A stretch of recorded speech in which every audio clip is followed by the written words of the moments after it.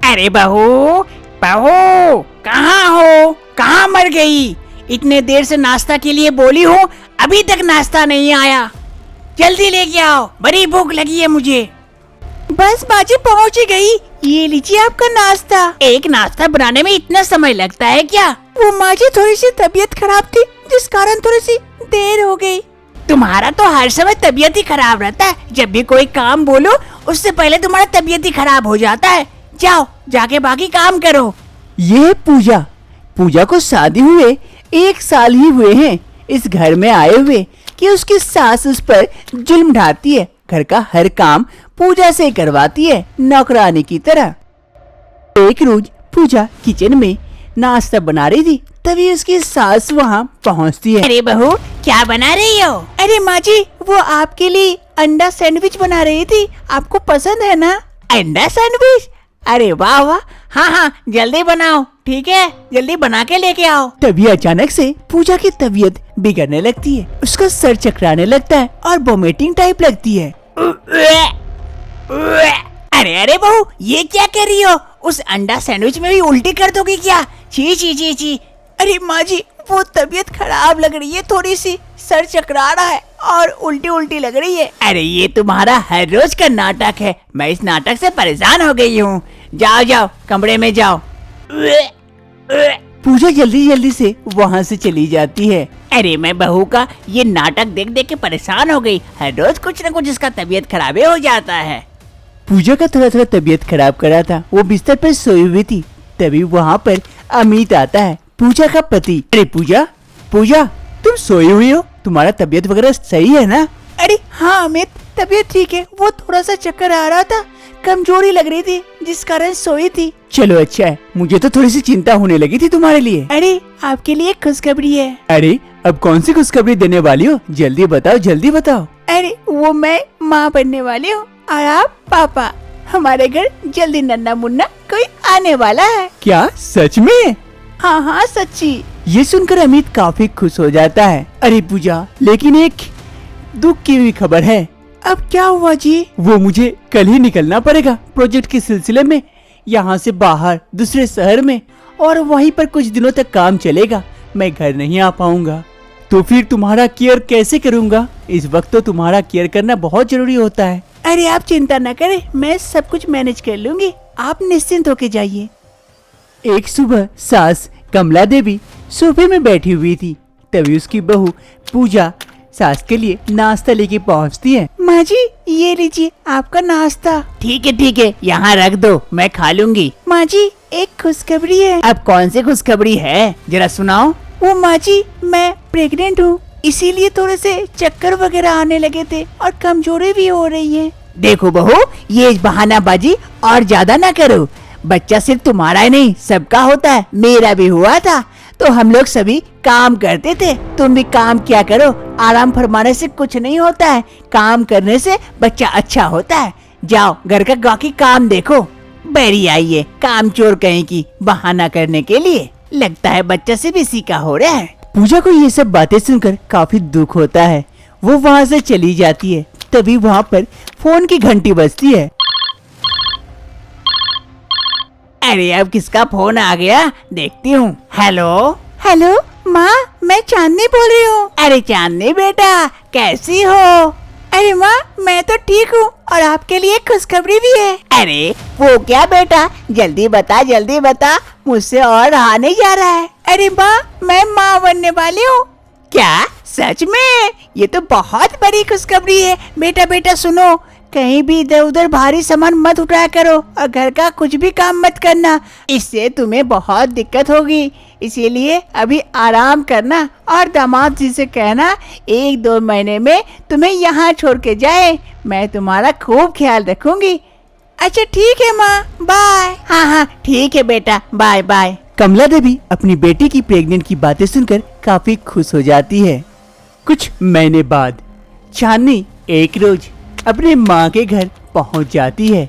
ये देखकर कमला देवी काफी खुश होती है। माँ मैं आ गई। अरे बेटी, तुझे देखे कितने दिन हो गए। चल घर के अंदर चल, और ज्यादा भारी सामान मत उठाया कर। तू अभी प्रेग्नेंट है ना बेटी, इसीलिए। और तू अपना खास ख्याल रखना, बच्चे का भी ख्याल रखना होगा ना। कमला देवी अपनी बेटी को घर के अंदर लेके आ जाती है। बेटी के आने से कमला देवी काफी खुश होती है और अपनी बेटी को सर पर चढ़ा के रखती है, क्योंकि वो प्रेग्नेंट जो थी। और बेटी, दामाद जी तुम्हारा ख्याल रखते हैं ना? हाँ माँ, लेकिन वो ज्यादातर काम में ही व्यस्त रहते हैं। क्या करूँ, घर पर अकेले रह के बोर हो जाती हूँ। अरे बेटी, बोर हो जाती तो टीवी देख लिया कर, लेकिन काम वाम मत करना अभी जब तक बच्चा नहीं हो जाता तब तक तू यहीं रहे ना, और यहाँ आराम फरमाना, देखना सब कुछ सही रहेगा। अरे माँ, भूख लगी है, कुछ बना के लेके आती हूँ हम दोनों के लिए। अरे नहीं नहीं बेटी, तू क्यों बनाएगी, अभी तू प्रेग्नेंट है, तू यहाँ बैठे रह, मैं अभी बहू से बनवाती हूँ। बहू बहू। पूजा अपनी सास की आवाज सुन वहाँ पहुँचती है। हाँ माँ जी, कहिए। अरे माँ, पूजा भाभी भी प्रेग्नेंट है? अरे तू उसकी चिंता छोड़। अरे बहू, हम लोगों के लिए जरा अंडा सैंडविच बना के लेके आ बढ़िया से। जी माँ जी, अभी बना के लेके आती हूँ। पूजा वहाँ से चली जाती है। तभी इधर चांदनी कहती है, अरे माँ, मैं प्रेग्नेंट हूँ तो मुझे तो काम करने नहीं दे रही है, लेकिन भाभी भी तो प्रेग्नेंट है, तो उसे क्यों काम करवा रही हो, उसे भी तो तकलीफ होगी। अरे कुछ नहीं होगा, तू उसकी चिंता छोड़, ऐसे भी घर का काम बहू नहीं करेगी तो और कौन करेगा। तभी पूजा अंडा सैंडविच बनाकर लेके आती है। ये लीजिए माँ जी, अंडा सैंडविच। ठीक है, यहाँ रख दे, और बाकी देख घर का बाकी सब काम कर ले जल्दी से। पूजा सैंडविच का प्लेट वहाँ रख देती है और वहाँ से चली जाती है। बहू की प्रेगनेंसी का 8वां महीना चल रहा था। वहीं पर सास और उसकी बेटी चांदनी दोनों सोफे में बैठकर सैंडविच खा रही थी। वहीं दूसरी तरफ कमला देवी अपनी बहू पूजा से घर का सारा काम करवा रही थी। अरे चांदनी, देख कितना अच्छा सैंडविच है ना, बड़ा मजा लगता है ये अंडा सैंडविच खाने में। अरे हाँ माँ, ये तो बहुत अच्छा बनाती है भाभी। जहाँ कमला देवी अपनी बेटी को कोई काम करने नहीं देती थी, आराम करने बोलती थी, वहीं दूसरी तरफ अपनी बहू पूजा को घर का सारा काम करवाती थी। कुछ ही समय हुआ था, पूजा घर में पोछा लगा रही थी। लगाते लगाते अचानक से उसका सर चकरा जाता है और वो वही गिर पड़ती है। तभी वहाँ पर अमित आ पहुँचता है। अमित पूजा को ऐसी हालत में देखकर, अरे पूजा पूजा। अमित पूजा के पास जाता है, उसे उठाने की कोशिश करता है, लेकिन पूजा बेहोश थी। अरे माँ, थोड़ी सी भी शर्म नहीं है, तुम लोग दोनों बैठकर यहाँ सैंडविच खा रही हो और तुम्हारी बहू यहाँ 8वें महीने की प्रेगनेंसी है और उसे इतना सारा काम करवा रही हो। तुम अपनी बहू का थोड़ा सा ख्याल भी नहीं रख सकती? कम से कम काम तो मत करवाया करो, कोई नौकरानी रख देती कुछ दिनों के लिए। लेकिन नहीं, तुम्हें तो बहू से काम करवाना है। यही तो हम समाज का आदत हो गया है, बेटी बेटी रहती है लेकिन बहू कभी बेटी नहीं बन सकती है, जिस कारण ये सास हमेशा बदनाम रहती है। अमित अपनी माँ कमला देवी को काफी सुनाता है। कमला देवी ये सब सुनने के बाद उसे रियलाइज होता है कि अमित गलत नहीं कह रहा था, उसे अपनी बहू का भी ख्याल रखना चाहिए था। अमित अपनी पत्नी पूजा को उठाता है और हॉस्पिटल की ओर लेके जाता है। हॉस्पिटल लाते ही पूजा को जल्दी से ओटी में एडमिट कर दिया जाता है, जहां उसका बच्चा होने वाला था। काफी क्रिटिकल कंडीशन थी, जिस कारण पूजा का ऑपरेशन करके बच्चा निकाला जाएगा, वरना बच्चा को बचाना मुश्किल हो सकता है। फिर पूजा का ऑपरेशन होता है और एक क्यूट सा बच्चा को बाहर निकालते हैं। पूजा को नॉर्मल वार्ड में शिफ्ट कर दिया जाता है। आप लोगों ने अच्छा किया जल्दी लेके आ गए, थोड़ी सी देर हो जाती तो शायद हम बच्चे को बचा नहीं पाते। अभी आप लोग उससे मिल सकते हैं, बच्चा और माँ दोनों सेफ है। फिर डॉक्टर साहिबा वहाँ से चली जाती है और इधर अमित और उसकी माँ दोनों पूजा के समीप जाते हैं। अरे पूजा बहू, मुझे माफ कर दे, मैं तेरे साथ कितना जुल्म करती थी, अपनी बेटी को बैठा के रखती थी लेकिन तुझे घर का सारा काम करवाती थी। आज अगर कुछ हो जाता बच्चे को तो मैं जिंदगी भर अपने आप को माफ नहीं कर पाती, माफ कर दे बहू मुझे। अरे माँ जी, कोई बात नहीं है, आप समझ गई, इससे बड़ा चीज और क्या हो सकता है मेरे लिए। फिर पूजा की सास उस बच्चे को गोदी लेती है। अरे ले मेरा बच्चा, ये किस पे गया है, अपनी माँ पे कि पापा पे? अरे ले। पूजा की सास का नजरिया बदल जाता है, बेटी और बहू में जो फर्क था वो बदल जाता है। अब सभी कोई मिलकर खुशी खुशी रहने लगते हैं।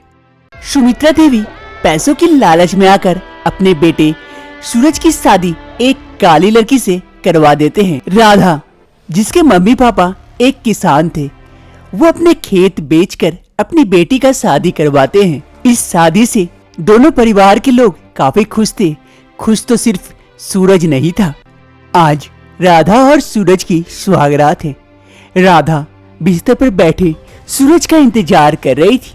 तभी सूरज आता है, हाथों में गुलाब का फूल लिए। राधा सूरज को देख शर्मा जाती है। तभी सूरज वो गुलाब राधा को देते हुए कहता है, अरे राधा, तुम तो बहुत ही खूबसूरत हो। ये फूल लो। ये फूल तुम्हारी खूबसूरती को और भी चार चांद लगा देंगे। आपको मेरे इस काले रंग से कोई दिक्कत नहीं है? अरे नहीं नहीं, मुझे क्या दिक्कत हो सकती है? ये तो ऊपर वाले की देन है। मुझे तो तुम बहुत पसंद हो। राधा काफी खुश हो जाती है। तभी राधा को कुछ आवाजें सुनाई देती है। राधा गौर करती है। अरे राधा, राधा, किस ख्याल में खोई हुई हो? राधा अपने ख्यालों में खोई हुई थी। तभी उसका भ्रम टूटता है। सामने देखता है कि सूरज खड़ा है। अरे किस ख्याल में खोई हुई हो? तब से आवाज लगा रहा हूँ, सुनाई ही नहीं दे रहा है तुमको। ओह सॉरी जी, मैं कुछ सोच रही थी इसीलिए। एक काम करो, तुम यहाँ सो जाओ, मैं बाहर जाके सो जाता हूँ दूसरे कमरे में। लेकिन जी, आज तो हमारी सुहागरात है और आप यूं ही दूसरे कमरे में। तो तुम क्या चाहती हो? तुम्हारी जैसी काली लड़की के साथ मैं यहाँ रहूं? तुम सो जाओ, मैं जा रहा हूँ दूसरे कमरे में। ये कहते हुए सूरज दूसरे कमरे की ओर जाने लगता है। सुनिए जी, ये दूध आपके लिए लेके आई थी, ये तो पीते जाइए। एक काम करो, ये दूध तुम ही पी लो, अच्छी नींद आएगी तुम्हें। ये कहते हुए सूरज वहाँ से चला जाता है और इधर राधा। अरे ये क्या, मेरे पति ऐसे, मम्मी पापा ने कहा था खूब अच्छे पति हैं, लेकिन ये तो मुझसे ठीक से बात तक नहीं करते हैं। शायद नाराज है मुझसे आज, कल सब कुछ ठीक हो जाएगा। दूसरी सुबह राधा जल्दी जल्दी से रसोई आ जाती है अपने पति के लिए कुछ खास बनाने के लिए। तभी रसोई में उसकी सास पहुंचती है। अरे बहू, बहू, क्या बना रही हो इतना सारा? अरे माँ जी, आइए, मैं उनके लिए कुछ खाना बना रही थी ताकि उन्हें पसंद आए। अरे लेकिन बहू, जिसके लिए तुम बना रही हो वो तो ऑफिस चला गया। लेकिन माँ जी, वो बिना खाए ऑफिस चले गए इतना जल्दी? हाँ, वो नहीं पता, आज कुछ कह रहा था कि कुछ काम है, खास मीटिंग है, इसीलिए चला गया। एक काम करो, इसे अच्छे से रख देना, शाम को आएगा तब उसे देना। ठीक है माँ जी। राधा की सास राधा को भले ही पैसे की लालच में आकर शादी दी थी, लेकिन उससे प्यार भी करती थी। राधा सूरज के लिए बहुत सारे खाने बनाई हुई थी ताकि इस खाने के बहाने सूरज राधा से अच्छा बर्ताव करे। तभी वहाँ पर उसकी सास पहुँचती है। अरे वाह बहू, तुमने तो बहुत सारे खाने बनाए हैं, सूरज को देखना बहुत पसंद आएगा। हाँ माँ जी, बस उसी का इंतजार कर रही हूँ, अभी वो आते ही होंगे। तभी कुछ ही समय में सूरज पहुँचता है। ए जी, जल्दी आइए, आप हाथ मुँह धो के, मैं आपके लिए खाना लगा रही हूँ। अरे मुझे भूख नहीं है, मैं ऑफिस से खा कर आया हूँ। अरे बेटा, इतनी मेहनत से तेरी बहू ने बनाया है तो जाके थोड़ा सा टेस्टी कर ले, उसे भी अच्छा लगेगा। अरे माँ, मुझे किसी को अच्छे लगाने की आवश्यकता नहीं है, और उतना टेस्टी है तो तुम ही खा लो। अरे राधा, माँ को एक खिला दो अच्छी से, माँ को पसंद आएगा तुम्हारा खाना। ये कहते हुए सूरज वहाँ से चला जाता है और इधर राधा मायूस हो जाती है। तभी उसकी सास कहती है राधा से, अरे बहू, चिंता मत कर, मेरा बेटा ऐसा नहीं है, वो धीरे धीरे देखना सब कुछ ठीक हो जाएगा बहू।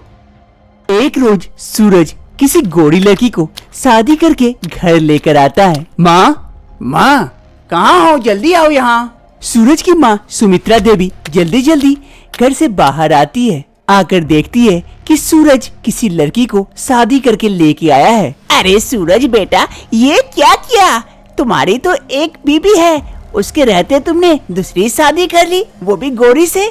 हाँ माँ, मैं इससे प्यार करता था, इसीलिए मैंने इससे शादी कर ली। वो शादी भी कोई शादी है जो आपने मेरी जबरदस्ती करवाई थी वो काली लड़की से। आज मैंने अपनी मर्जी से शादी करके आया हूँ। ये शीला है, मेरे ऑफिस में ही काम करती थी। लेकिन बेटा, ये तो गलत है ना? क्या गलत माँ? आज मैंने अपनी मर्जी से शादी की या आपने जबरदस्ती करवाई, वो गलत नहीं था। मुझे पता था माँ, आप लोग इस रिश्ते को कभी नहीं मानोगे, इसीलिए मैंने इससे शादी करके ही घर लेके आया हूँ। चलो शीला, घर के अंदर चलो। सूरज शीला को घर के अंदर लेके चला जाता है और ये सारी बातें बगल में खड़ी होकर राधा सब सुनती है। जैसे ही सुमित्रा देवी पीछे मुड़ती है वो देखती है राधा खड़ी है। अरे माँ जी, आप कुछ मत कहिए, मुझे सब सुनाई दिया। मैं सब कुछ देख ली कि सूरज ने किस प्रकार मेरी सौतन लेके आ गया। अरे बहू, अब मैं क्या कहूँ, मेरा बेटा ऐसा निकलेगा मैं कभी सोच भी नहीं सकती थी। बहू, मुझे माफ कर देना बहू। अरे नहीं माँ जी, आप क्यों माफी मांग रहे हैं? मेरे नसीब में जो लिखा है वही होगा माँ जी। शाम का वक्त हो रहा था। सुमित्रा देवी सोफे में बैठी हुई थी। तभी उसकी बहू राधा सुमित्रा देवी के लिए चाय लेकर आती है। माँ जी, ये लीजिए आपके लिए चाय। आओ बहू, तुम भी बैठो यहाँ पर, तुम भी पियो मेरे साथ बैठकर चाय। तभी उधर से गोरी बहू एक शॉर्ट ड्रेस में उधर से गुजर रही थी। सुमित्रा देवी ये देखकर आश्चर्यचकित हो जाती है और तुरंत पूछती है, अरे बहू, ये क्या पहन ली हो और कहाँ जा रही हो ये पहन के? अरे सासू माँ, मैं पब जा रही हूँ और पब में कोई साड़ी नहीं पहनती है, इसीलिए मैं ये पहन के जा रही हूँ। और आज बोले बोले आइंदा से कभी बोलने की कोई आवश्यकता नहीं है, क्योंकि मैं आपकी बात नहीं सुनूंगी। ये कहते हुए शीला वहाँ से चली जाती है और इधर सुमित्रा देवी, अरे ये कैसी लड़की लेके आ गए सूरज, ये तो हमारा मान सम्मान सब डुबा देगी। हे भगवान, अब ये दिन भी देखना बाकी था जो तू दिखा रहा है हमें। सूरज अपने कमरे में बैठा हुआ था, शीला का इंतजार कर रहा था। अरे ये शीला कहाँ चली गई? इतनी रात हो गए अभी तक नहीं आई, कहाँ गई होगी? ऐसे ही सूरज इंतजार कर रहा था कि वहाँ पर शीला पहुँचती है कुछ देर बाद नशे में धुत होकर। अरे सूरज, आज पता है कितना मजा आया, वहाँ मेरे एक पुराने दोस्त मिल गए, उसने पार्टी दी और बहुत सारे दोस्त थे। अरे शीला, तुमने शराब पी है? तुम ड्रिंक भी करती हो? तुमने तो पहले कभी नहीं बताया ये सब बातें। अरे सूरज, अब ये बोलने वाली क्या बातें है? अभी ज्यादा बको मत, मुझे सोने दो, मेरे नींद आ रही है। शीला जाकर बिस्तर पर सो जाती है और इधर सूरज सोचता है, अरे कहीं मैंने गलत लड़की से शादी तो नहीं कर ली? पहले ये बता रही थी बहुत अच्छी है, लेकिन अब तो ये दारू भी पीती है। अब और क्या क्या करती है वो भी नहीं पता, धीरे धीरे पता चलेगा लगता है। एक रोज सूरज के बॉस ने सूरज को किसी क्लब में बुलाए थे जहां उससे कुछ बिजनेस की बातें डिस्कस करनी थी। सूरज उस क्लब में पहुंचता है, सामने बॉस बैठे हुए थे। सूरज धीरे धीरे बॉस के करीब जाता है। पीछे पार्टी चल रही थी, जोरों शोरों से सभी कोई नाच रहे थे, गा रहे थे और सभी कोई नशे में धुत थे। सूरज जाके बॉस के बगल में बैठ जाता है और बॉस से कुछ डिस्कस करने लगता है। बात करते करते सूरज की नजर अचानक से स्टेज पर जाती है जहाँ पर सभी कोई नाच रहे थे और नशे में धुत थे। तभी वहाँ पर एक लड़की भी थी जो नशे में धुत होकर खूब नाच रही थी शॉर्ट ड्रेस में। सूरज ध्यान से देखता है, वो देखता है कि वो शीला है, सूरज की बीबी। ये देखकर सूरज आश्चर्यचकित हो जाता है। अरे सर, मैं 1 मिनट आया। अरे हाँ हाँ जरूर। फिर सूरज जल्दी से स्टेज की ओर जाता है। स्टेज पर उसकी बीबी शीला सामने डांस कर रही थी। उसके सामने सूरज जाके खड़ा हो जाता है और कहता है, अरे शीला, ये क्या कर रही है तुम यहाँ पे इतने लड़कों के बीच? सूरज की ये बातें सुनकर अगल बगल खड़े नाच रहे लड़के कहते हैं, अरे शीला, ये कौन है जो तुम्हें डांट रहा है? अरे छोड़ो ना, तुम अपना ध्यान दो, इसे बकने दो। अरे शीला, तुम्हें ध्यान नहीं है? मैं तुम्हारा पति हूँ। तुम यहाँ नाच रही हो किसी और लड़कों के साथ? तुम्हें शर्म लाज कुछ है कि नहीं? अरे सूरज, तुम मेरा पति सिर्फ घर में हो, यहाँ तुम मेरे कोई नहीं हो, इसीलिए यहाँ से गेट आउट। पागल हो गई हो? चलो अभी घर चलो। देखो सूरज, तुम ज्यादा होशियारी यहाँ मत करो और घर चले जाओ। मैं आ जाऊंगी, तुम्हारे चलते मैं यहाँ पार्टी या फिर मौज मस्ती ना करूँ, ऐसा हो नहीं सकता है। इसीलिए तुम चले जाओ, मेरा पार्टी खराब मत करो। सूरज को शीला की बातें बहुत बुरी लगती है। सूरज वहाँ से चला आता है और इधर शीला अपने दोस्तों के साथ मौज मस्ती करने लगती है। काफी रात हो रही थी। सूरज कमरे में चुपचाप बैठा सोच रहा था। राधा ये देख सूरज के पास आती है। अरे सूरज, आप अभी तक सोए नहीं है, क्या हुआ? कोई दिक्कत है क्या? हमें कहिए। अरे नहीं नहीं राधा, कोई बात नहीं है, तुम जाके सो जाओ। अरे ऐसा क्यों कह रहे हैं? आप कहिए ना, क्या बात है? मैं आपकी बीबी हूँ, मैं जरूर कोशिश करूँगी। अगर कोई परेशानी है उसे दूर करने की कोशिश करूँगी।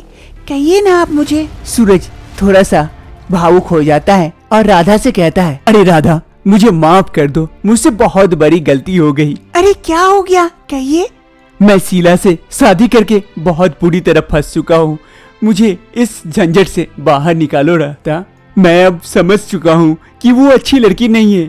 अरे सूरज, आप शांत हो जाइए, मैं हूँ ना, मैं सब कुछ ठीक कर दूंगी। आप शांत हो जाइए बस।